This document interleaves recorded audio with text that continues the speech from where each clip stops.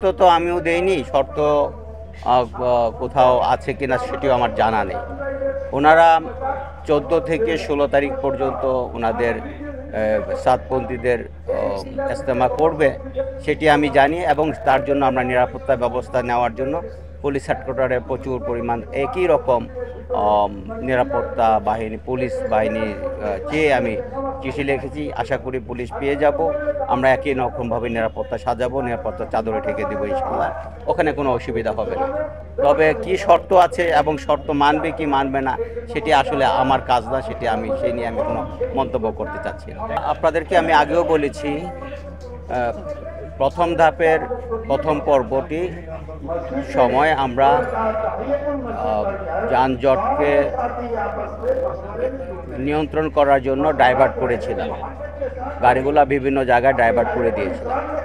গতকালকে ব্রিফিংয়ে আপনাদেরকে জানিয়েছি যে এবার আমরা চেষ্টা করব বিআরটি লাইনে যান চলাচলের জন্য, এবং সেটি আমরা সক্ষম হয়েছি। এখন পর্যন্ত যান চলছে। আমরা যেটি নিয়ন্ত্রণ করছি সেটি হলো যে শুধুমাত্র দূরপাল্লার গাড়িগুলো এবং ছোট ছোট গাড়িগুলো আমরা বিআরটি লাইন দিয়ে পাস করছি। আমরা লোকাল যে বাসগুলো এটিকে উঠতে দিচ্ছি না, এবং মালবাহী ট্রাকগুলোকে উঠতে দিচ্ছি না। আমরা ডিএমপির সাথে যোগাযোগ আছে, ডিএমপিকে সেই কথাই বলেছি। মোনাজাতের পরে একটি বিরাট ভিড় হবে। মোনাজাতের পরে লোকজন বাড়ি ফিরতে চাবে। আমরা আপনাদের মাধ্যমে মুসল্লি ভাইদেরকে অনুরোধ করতে চাই, গাড়িগুলো ন্যাস্তামার মাঠের দিকে না এনে আমরা 4টি মাঠে গাড়িগুলো রাখতে বলেছি। সেখানে গাড়িগুলো পার্কিং করা আছে। একটি হলো টিএনটি মাঠ, একটি ডেস্টিনি মাঠ, একটি ভাওয়াল বদরে আলম কলেজ এবং মোবাইল হাই স্কুল।